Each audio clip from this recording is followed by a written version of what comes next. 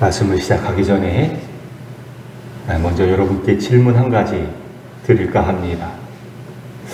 사랑하는 하람교회 성도 여러분들이요, 여러분은 예수님을 잘 믿고 계십니까? 한번 묻고 싶습니다.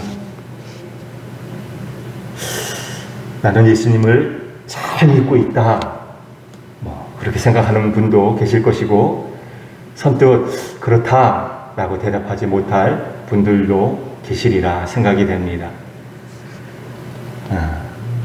그럼 다른 질문 여러분께 드려보겠습니다. 무엇을 보고 우리는 예수님을 잘 믿는다 이렇게 말을 할 수 있을까요? 기도하는 것, 유창하게 하는 것 보면 예수 잘 믿는 사람이네 이렇게 대답할 수 있을까요? 아니면 성경 지식, 한약한 지식 갖고 있는 그런 성도를 보면 예수 잘 믿는 사람이네 그렇게 말을 할 수 있을까요?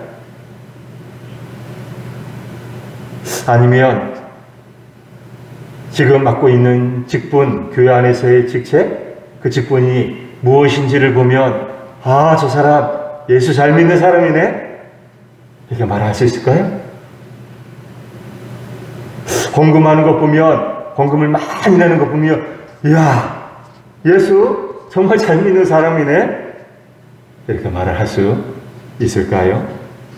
여러분, 무엇을 보고 우리는 예수를 잘 믿는다 라고 말을 할 수 있을까요?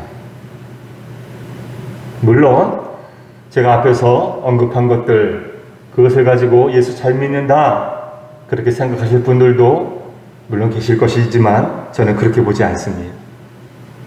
얼마나 하나님의 말씀을 중히 여기느냐, 그래서 그 말씀에 얼마나 철저히 순종하는 삶을 사느냐, 이것이 바로 그 사람의 신앙을 평가하는 참된 기준이라 저는 생각을 합니다. 여러분, 순종 중요하잖아요. 순종하면 성경에 많은 위대한 신앙의 선배들 나오고 있어요. 그런데 그 중에서도 제일 먼저 언급이 되는 인물을 빼놓을 수가 없을 거예요. 바로 아브라함이라고 하는 인물, 잘 아실 거예요. 창세기 12장 1절에 있는 말씀을, 아브라함을 이야기할 때마다 빼놓을 수가 없어서 다시 한번 창세기 12장 1절에 있는 말씀을 여러분께 들려드리겠습니다. 여호와께서 아브라함에게 이르시되 너는 너의 고향과 친척과 아버지의 집을 떠나 내가 네게 보여줄 땅으로 가라. 우리가 이제 잘 주목해 보아야 될 말씀이 있어요. 여기서 떠나라고 하는데 어디로 떠나야 되느냐? 보여줄 땅인 거예요. 보여준 땅이 아닌 거예요. 지시한 땅이 아닌 거예요. 지시할 땅, 그곳으로 가라 하나님께서 말씀하십니다. 그러니까 하나님께서는 아브라함에게 목적지를 분명하게 알려주지 않으신 거예요. 이 사실 우리는 바로 알아야 되죠. 어디로 가야 될지 명확하게 알려주시지 않으셨다라고 하는 거죠. 그래서 아브라함은 갈 바를 알지 못하고 그곳을 향하여 갔다라고 하는 히브리서의 말씀이 맞는 거죠. 어디로 가라고 했는지 말씀하지는 않으신 거예요. 여러분,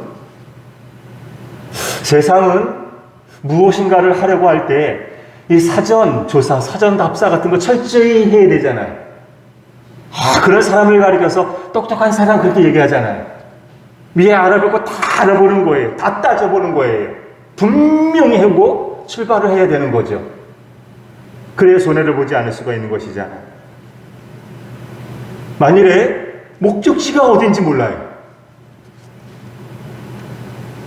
가는 길도 알지 못해요.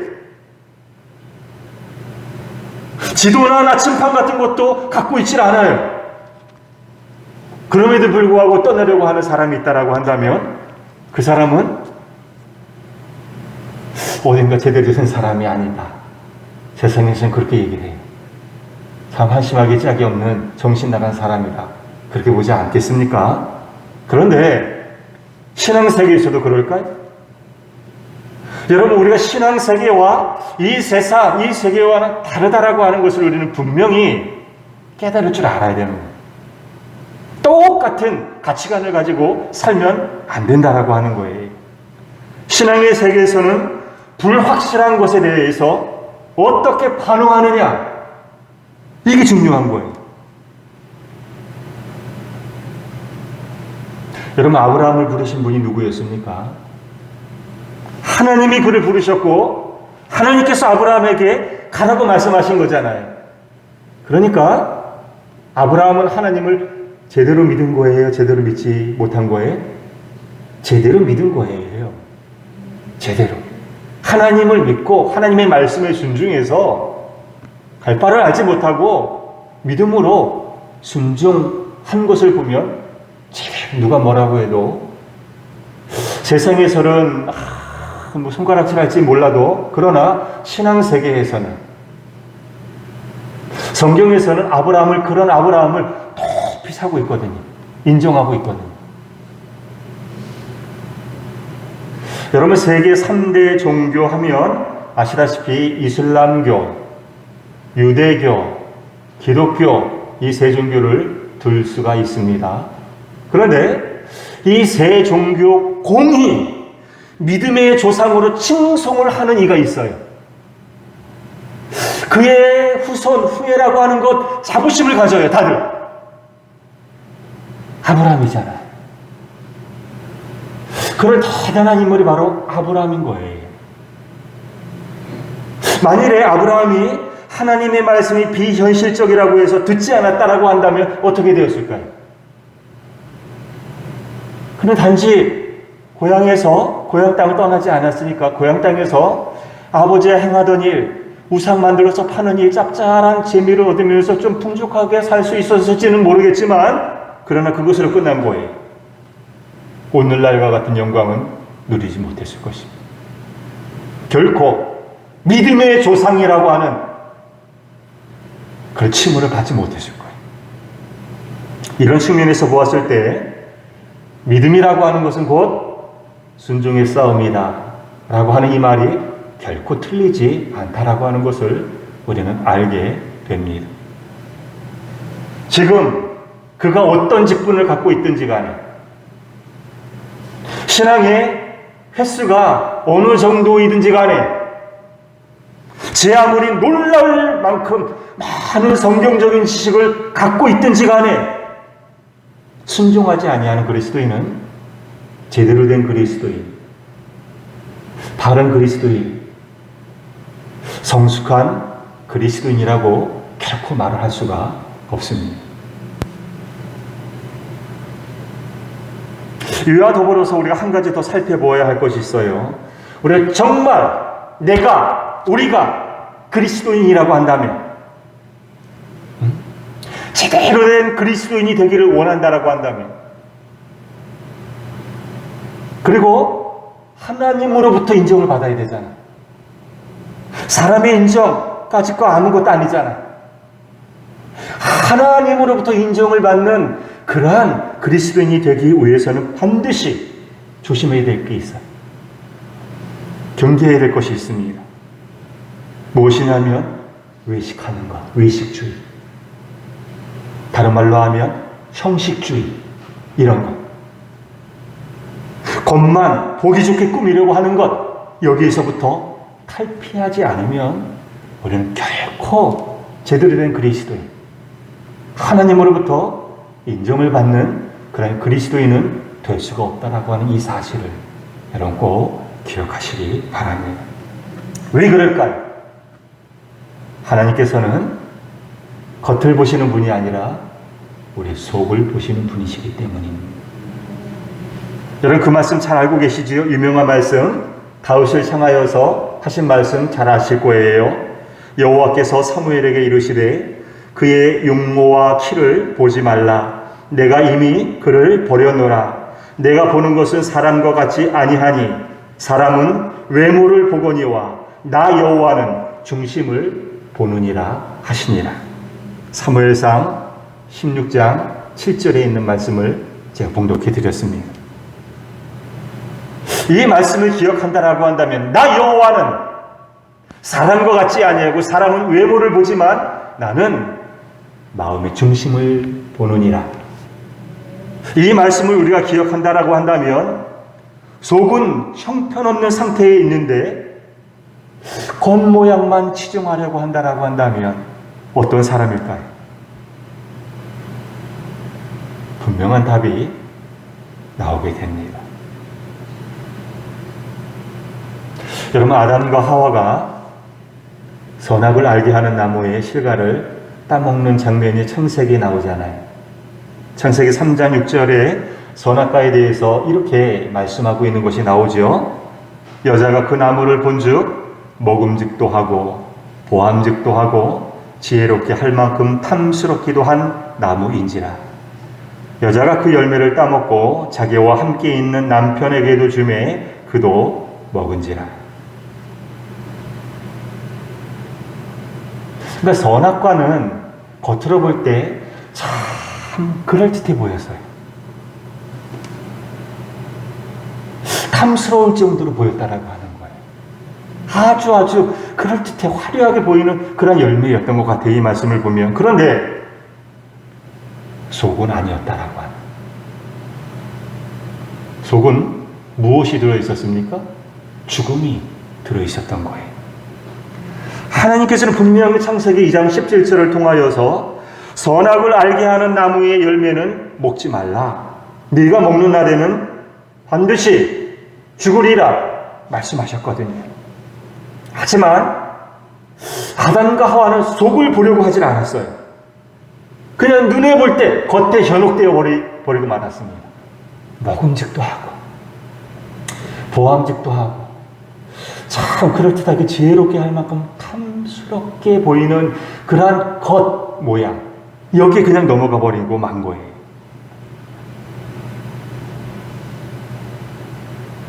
여러분, 예수님께서 성경을 보면 바리새인들과 서기관들 그런 자들을 향하여서 아주 신랄하게 질책하는 그런 장면을 종종 보게 됩니다. 어느 정도로 질책을 하셨느냐 하면 이 뱀들아, 이 독사 새끼들아, 독사의 자식들아, 너희가 어찌 지옥의 심판을 피할 수 있겠느냐 이렇게 말씀하실 정도로 예수님께서는 그들을 향해서 진노하셨어요. 무섭게 질책을 하신 거예요. 왜 그랬을까요? 왜? 어렵지 않습니다. 겉에만 치중하는, 겉모양만 그럴듯하게 신앙생활하는 그들을 향하여서 예수님께서 그렇게 무섭게 질책하신 것이거든요.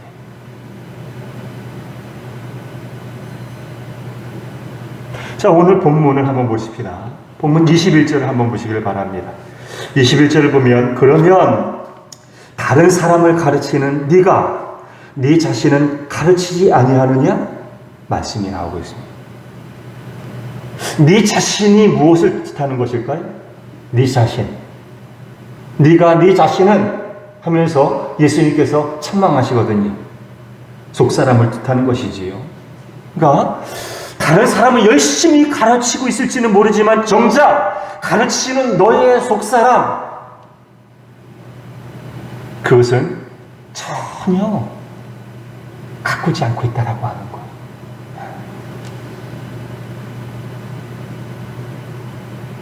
여러분, 계속해서 이어지는 말씀을 더 살펴보십시다. 도둑질하지 말라 선포하는 네가 도둑질하느냐? 간음하지 말라 말하는 네가 간음하느냐? 우상을 가증히 여기는 네가 신전 물건을 도둑질하느냐?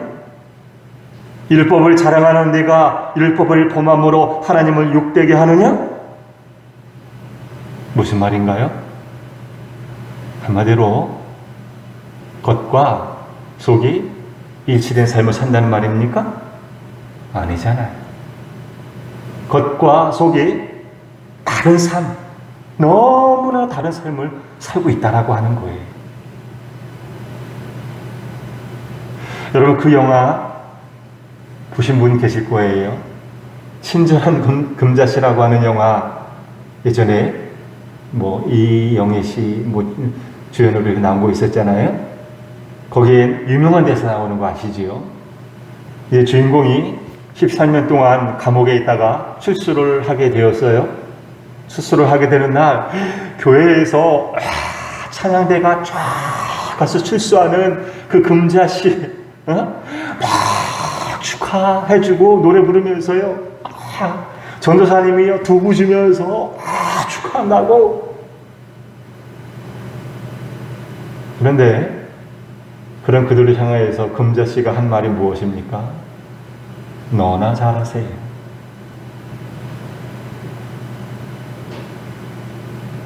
너나 잘하세요. 이 풍자적인 이야기지만 감옥 밖에서 잘난 체 하면서 살아가지만 감옥 안에 있는 사람과 하등 다를 바가 없는 그런 사람들을 향하여서 비판하는 거죠.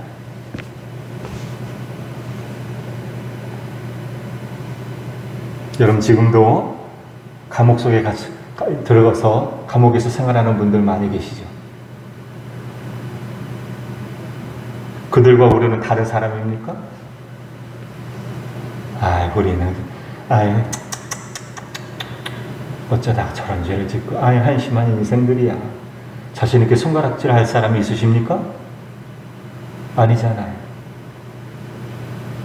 흔히 하는 말로 그들은 우리와 똑같지만 발각이 돼서 걸려서 감옥에 들어가 있을 뿐이고, 우리는 걸리지 않아서 여기 있을 뿐인 거예요. 그렇잖아요. 크게 다를 바 없는 인생 아닙니까? 여러분, 굉장히 우인인 척하지만, 수준 높은 것처럼 그렇게 생각하지만, 다른 사람들과 구별된 사람처럼 살아가지만, 사실은 세상 사람들과 크게 다를 바 없는 그런 삶을 살고 있잖아요. 따라서 우리는 어떠한 경우에도 자만하지 말아야 됩니다. 우리는 외적인 행위나 신앙의 경력으로 하나님 나라에 들어가는 것이 결코 아니거든요. 인간은 본질적으로 다 타락한 자들입니다. 로마서 1장 29절 이하에서 바울은 우리 인간됨을 다음과 같이 고발하고 있어요. 1장 29절 이하에 있는 말씀입니다. 곧 모든 불의, 추악, 탐욕, 악의가 가득한 자요, 시기, 살인, 분쟁, 사기, 악독이 가득한 자요, 수근수근하는 자요, 비방하는 자요, 하나님께서 미워하시는 자요, 능욕하는 자요, 교만한 자요, 자랑하는 자요, 악을 도모하는 자요, 부모를 거역하는 자요, 또는 하나님을 미워하는 자요, 우매한 자요, 배약하는 자요, 무정한 자요, 무자비한 자라. 그들이 이 같은 일을 행하는 자는 사형에 해당한다고 하나님께서 정하심을 알고도 자기들만 행할 뿐 아니라 또한 그런 일을 행하는 자들을 옳다 하느니라. 다시 한번 묻습니다. 여러분 중에서 이런 죄들과 나는 하등 상관이 없다, 자신 있게 목청 높일 사람이 있으십니까? 그래요? 아닙니다. 우리는 예수님을 믿고 있지만 여전히 불의하고 추한 죄악들이 있음을 인정하지 않을 수가 없는 거예요.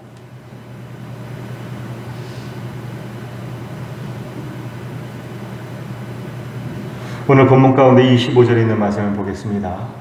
내가 율법을 행하면 할례가 유익하나 만일 율법을 범하면 네 할례는 무할례가 되느니라. 여러분 잘 아실 거예요. 유대인들은 자기들만 하나님으로부터 택함을 받은 민족, 선민들이라고 하는 자부심이 굉장했잖아요. 오늘날도 역시 마찬가지지요. 그 당시도 그랬습니다. 자신들은 하나님으로부터 택함을 받은 선민이라고 하는 거예요. 구별된 민족이라고 하는 거예요. 자기들은 그렇다라고 하는 거예요. 다른 이방들과 같지 않다라고 하는 거예요. 그래서 하나님의 택함을 받은 언약의 표징으로 할례 받는 것을 굉장히 내세웠어요. 택한 민족이라고 하는 거예요. 그런데 그런 그들을 가리켜서 바울이 단호하게 말을 하고 있습니다. 너희가 율법을 행하면 할례가 유익하지만 율법을 행하지 아니하면 무할례자나 마찬가지라고 하는 거. 아무 의미가 없다라고 하는 거예요. 이방인이라고 할지라도 율법을 행하면 할례자와 같다라고 하는 거예요. 무슨 말이냐면 바울의 말은 할례를 받았느냐 할례를 받지 못했느냐 이런 외적인 기준 아무런 의미가 없다라고 하는 거예요. 할례는 형식이 아니라 할례를 받은 백성다운 삶을 살아가는 것. 이게 핵심이라고 하는 거예요. 여러분 직분을 맡으셨습니까? 다들 직분자이십니까? 그런데 교회 안에서 직분을 받았느냐 이게 중요한 게 아니라고 하는 거예요. 얼마나 그 직분에 걸맞는 삶을 살고 있는가.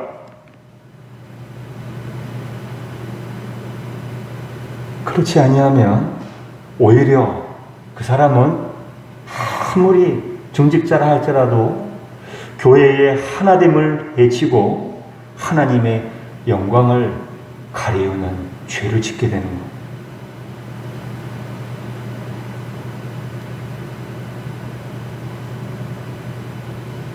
사랑하는 여러분, 여러분은 예수님을 잘 믿고 있나요? 하나님의 말씀에 순종하시나요? 혹시 겉모양에만 치중하는 삶을 살고 있지는 않은가요?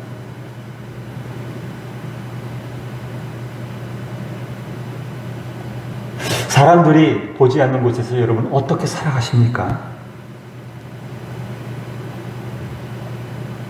얼마나 혼자 하나님 말씀 묵상하고 하나님과 독대하면서 홀로 기도하고 계십니까?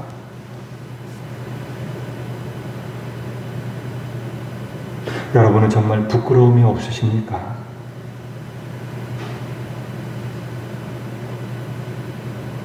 예수 잘 믿기를 바랍니다.